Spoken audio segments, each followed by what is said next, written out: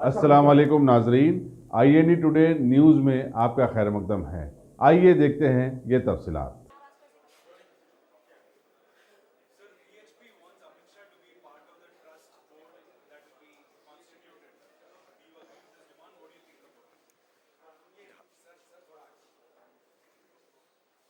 When the All India Muslim Personal Law Board has expressed their opinion by saying that we are not satisfied with the judgment given by the Honorable Supreme Court.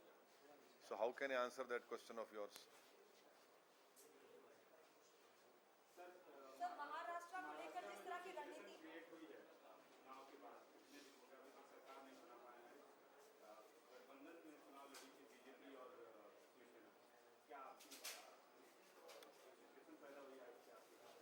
नहीं, ये दोनों BJP Shiv Sena जो है ये राम और श्याम की जोड़ी है और ये दोनों हिंदुत्व की आइडियोलॉजी को मानने वाले हैं।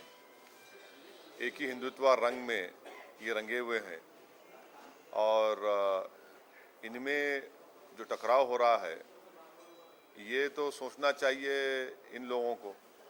मगर ये बात बिल्कुल सही है कि महाराष्ट्र की आवाम को, महाराष्ट्र की जनता को एक सरकार की ज़रूरत है और पहले नंबर 1 की पार्टी बीजेपी है, दूसरी शिवसेना है। अब सरकार नहीं बन रही है तो इसमें मैं क्या कर सकता हूँ। जहाँ तक हमारी पार्टी का स्टैंड है, मैंने पहले भी कहा था जब दारुस्सलाम में हमने यहाँ पर एक पब्लिक मीटिंग की आवाम का शुक्रिया अदा करने के लिए, हमने वहाँ पर कहा था कि हमारी पार्टी का स्टैंड ये है कि हम बीजेपी लेड सरकार भी होगी तो उसकी तायद नहीं करेंगे और अगर शिवसेना लेड सरकार भी होगी तो हम उसकी तायद नहीं करेंगे। और कल जब मीडिया के हमारे दोस्तों ने हमसे राब्ता किया, कांटेक्ट किया और मुझसे सवाल किया कि शिवसेना, कांग्रेस और एनसीपी मिलकर सरकार बनाने का दावा पेश कर रही है, आपका क्या स्टैंड है पार्टी का। तो मैंने उस वक्त कहा कि हमारी पार्टी पहले से ही स्टैंड ले चुकी है कि चाहे बीजेपी लेड हो या शिवसेना लेड हो, हम उसकी तायद नहीं कर सकेंगे। और अच्छी बात है कि कल कांग्रेस, एनसीपी मिलकर शिवसेना की तायद कर रहे हैं। तो ये जो मेरे सर पर ये जो ताज रखा गया था वोट काटने का, मैं शुक्रिया अदा करता हूं कि अब आवाम को मालूम हो जाएगा कि वोट कौन काट रहा था, कौन किसकी सपोर्ट कर रहा है।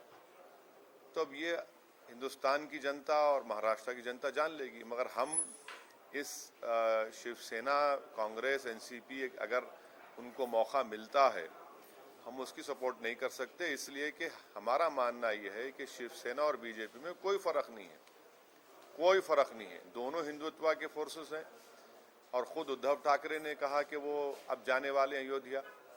कांग्रेस पार्टी भी माशाल्लाह जजमेंट आने के बाद उन्होंने कह दिया कि हम तो तैयार हैं। तो ये तमाम चीज़ ऐसा लग रहा है कि कांग्रेस पार्टी भी अब अपनी असली चेहरा दिखा रही है और जो हमको यकीन था इनका असली चेहरा यही है।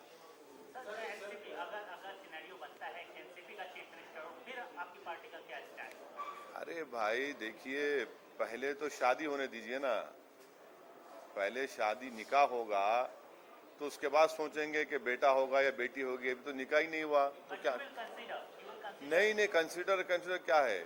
ये तो सब खेल हो रहा है। आप क्या करने वाले हैं? अभी मालूम हुआ कि शिवसेना सुप्रीम कोर्ट जा रही है। अब जब सुप्रीम कोर्ट गए तो मामला लंबा गया। फिर अब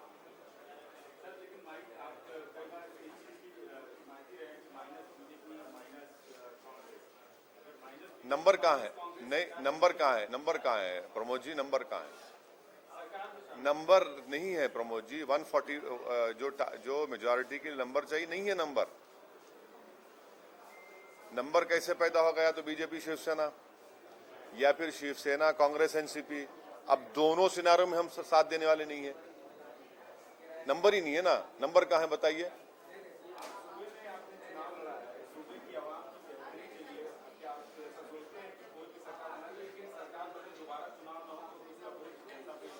अरे भाई, जिसके पास नंबर है वो सरकार बनाए ना। कौन रोक रहा है? हम रोक रहे हैं क्या? बनाए वो। मुझे नहीं मालूम गवर्नर साहब की क्या राय होगी। वो बड़े पुराने सियासतदान हैं, बहुत होशियार आदमी है वो। वो उनका ना सिर्फ संघ से बल्कि बहुत पुराने पॉलिटिशियन है वो।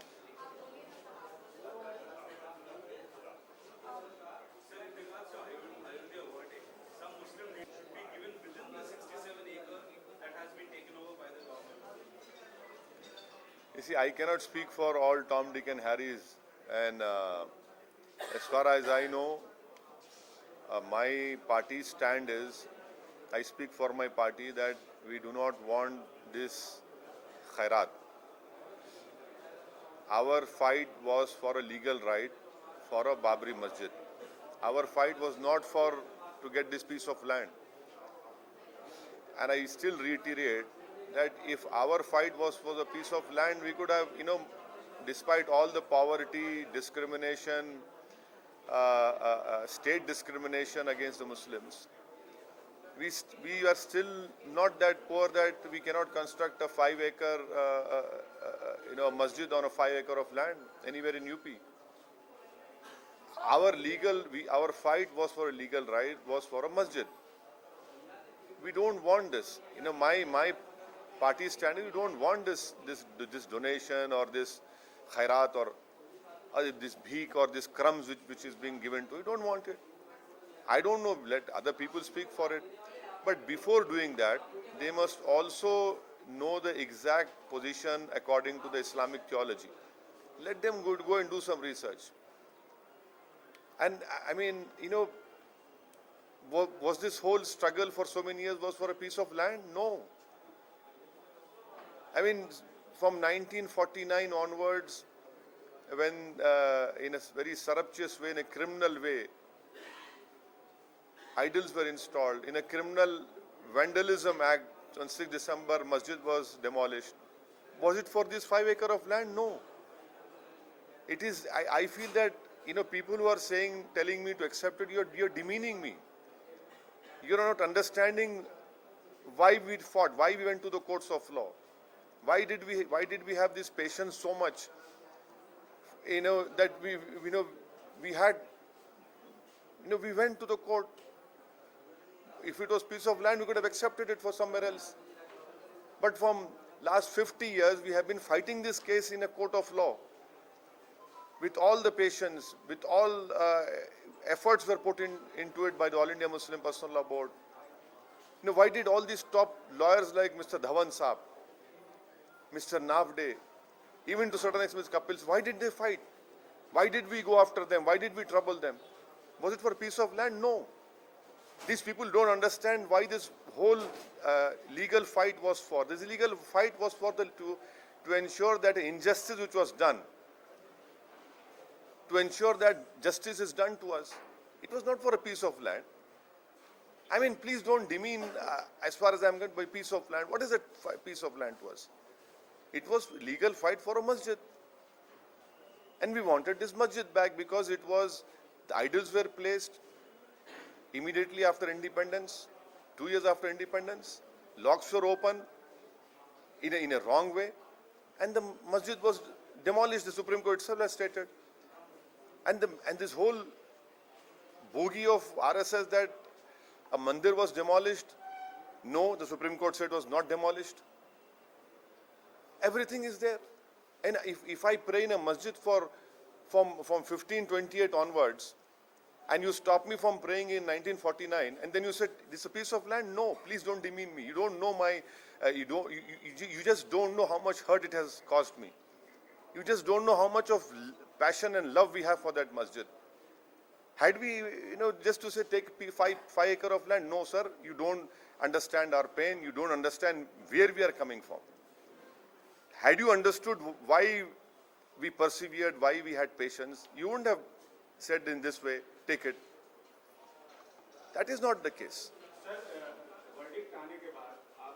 नहीं, अभी तो कोई आप लोग खुद कह रहे हैं कि सोर्सेस से मालूम हो रहा है, मगर मेरा मानना यह है कि जब गवर्नर ने आज रात 8:30 बजे तक एक पॉलिटिकल पार्टी को मौका दिया है, तो मैं ये समझता हूँ कि वो उनको मौका मिलना चाहिए। और दूसरा ये है कि प्रेसिडेंट रूल लगाने से फ़ायदा तो दिल्ली में बीजेपी का ही होगा, क्योंकि सेंटर में सरकार उन्हीं की है। और महाराष्ट्र की जनता ने जो वर्डिक्ट दिया है वो सबको मालूम है। अब अगर उस वर्डिक्ट को सरकमवेंट करके प्रेसिडेंट रूल लगाया जाएगा तो ये तो महाराष्ट्र की जनता के लिए ये एक गलत मैसेज और गलत पैगाम होगा।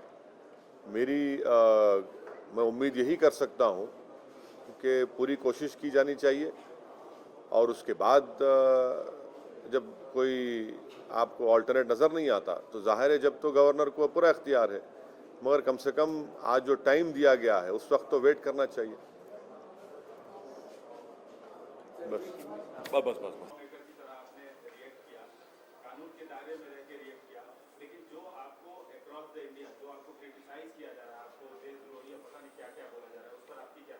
बोलिए ना, मैं रोक सकता हूँ, आपका डेमोक्रेटिक राइट है, आप बराबर मुझे बोलिए क्या क्या बोल सकते हैं। हम भी तो देखना चाह रहे हैं आपके दिमाग में कितना फितूर है।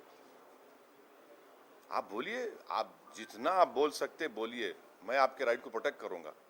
हम भी देखना चाह रहे कि आपके दिल में कितना नफरत है, बोलिए, दिखाइए अपना असली चेहरा, जो दिल में छुपी है उसको जबान पर लाइए, उसको अपने आंखों में मत छुपाइए। हम देखना चाह रहे, आप बताइए ना, बोलिए आप, हमको कोई फर्क नहीं पड़ता। और मैं तो यूज्ड टू हो चुका हूँ, मेरी चमड़ी बहुत मोटी हो चुकी है। मैं तो ये कह रहा हूँ कि अगर आपका बस चले तो जान ले लीजिए हमारी, मगर आप हमारी जबान को नहीं रोक सकते। जब तक हम संविधान के दायरे में बोलते रहेंगे और बोलते आए हैं तो इसमें गलती क्या है। मैं किसी को खुश करने के लिए तो नहीं बोल सकता ना। अगर आप ये चाह रहे हैं कि जो लोग बीजेपी आरएसएस की ज़बान में बात कर रहे हैं वो यकीनन उनकी तारीफ़ की जाती है, क्योंकि मैं उनकी ज़बान में नहीं बात करता हूँ, मैं उनसे जमहूरी तरीक़े से उनकी मुखालिफत करता हूँ। और मेरा मानना यह है कि इस जजमेंट के बाद मैं फिर से कह रहा हूँ, इस देश के उन लोगों को मैं अपील कर रहा हूँ हाथ जोड़कर कि अगर आपको भारत से मोहब्बत है तो समझिए हमारी बात को। ये देश हिंदू राष्ट्र के रास्ते पर जा रहा है। अगर ये देश किसी एक मजहब का हो जाएगा तो मेजॉरिटी कम्युनिटी के लिए ठीक नहीं है। ये मैं बार बार इस बात को दोहरा रहा हूं, समझिए इस बात को। और आपको ये, क्योंकि इस देश के 60% लोगों को समझना है, क्योंकि मुस्तकबिल आपका है। इस देश की 60% आबादी 40 साल से कम उम्र के लोगों पर मुश्तमिल है। आपको सोचना है कि आप देश को किस रास्ते पर लेकर जाएंगे। छोड़िए, असदुद्दीन ओवैसी गद्दार है, देशद्रोही है, गंदा है, सब सही है, मुझे उसकी फिक्र नहीं है। मुझे फिक्र आपके मुस्तकबिल की है। मेरा क्या है, आज हूं कल नहीं रहूंगा, चला जाऊंगा मैं, मगर आप देखो किस रास्ते पर आप इसको लेकर जा रहे हैं, किस तरीके से आप कोशिशें की जा रही हैं कि हिंदुस्तान के मुसलमानों को सेकंड क्लास सिटीजन बनाया जाए। देखते जाइए आप, पॉलिटिकल डिसएम्पावरमेंट हो रहा है, इसका कोई इनकार नहीं कर सकता। आप एनआरसी लाएंगे, सिटीजन अमेंडमेंट बिल लेकर आएंगे, क्या पैगाम दे रहे हैं। और अफसोस मुझे इस बात का है कि जितनी सेकुलर पार्टियां हैं इनकी जबानें बंद हैं। Congress, NCP, BSP, Samajwadi party, TMC, RJD, Telugu Desam, सब खामोश क्यों भाई, खामोश क्यों बैठे हैं आप। ये खामोशी तो तोड़ना पड़ेगा ना आपको, ये खामोशी नहीं तोड़ रहे आप भी मानते हैं, आप भी मान चुके हैं, आपका भी एजेंडा मेजॉरिटेरियन एजेंडा है। आपका एजेंडा हिंदुस्तान के प्लुरलिज्म को मजबूत करने का एजेंडा नहीं है आपका। ये बात तकलीफ दी हमारे लिए। और बहुत अच्छा भी हो रहा है कि हिंदुस्तान के जो माइनॉरिटीज़ हैं, हिंदुस्तान के जो हमारे हिंदू भाई जो आज भी इस मुल्क में हैं, बड़ी तादाद में सेकुलर जहन रखते हैं, वो लोग समझ रहे हैं इस बात को। बीजेपी के चाहने वाले, आरएसएस के चाहने वाले मुझे तनकीद करेंगे, मगर इस जजमेंट के बाद बड़ी तादाद में बड़े बड़े लोग एक्सपोज हो चुके हैं, उनके चेहरे बेनकाब हो चुके हैं। और मुझे यकीन है हिंदुस्तान की उस जनता पर जो हिंदुस्तान के प्लुरलिज्म को की खूबसूरती को मानती है, वो खुद आज सोच रहे हैं कि हाँ, ये आज हमको दिख रहा है। Sir, a complaint has been filed against you in I- Bhopal no. for the same comments of this 5-acre land. Sir, it is what I am. See, let them do it. Let them do it. I am willing to die for my cause. I am ready to die for my cause. What is there? Who can, if what I stated was what the great J.S. Verma had said Supreme Court is supreme but not infallible. What is wrong in that? Have I not told you that yes, we respect the Constitution, we'll abide by the Constitution, our whole fight is for Constitution, our constitutional rights? And if these Johnnies think otherwise, let them do it, what can I say?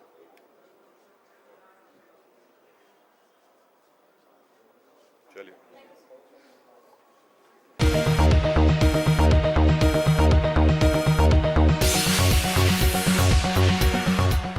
अगर आपने हमारे channel को subscribe नहीं किया है तो आपको यहाँ सब्सक्राइब बटन दिख रहा है, उसे क्लिक करिए और सब्सक्राइब कीजिए और साथ ही साथ बेल आइकॉन को भी क्लिक करिएगा जिससे कि आपको ताज़ा अपडेट मिलते रहें।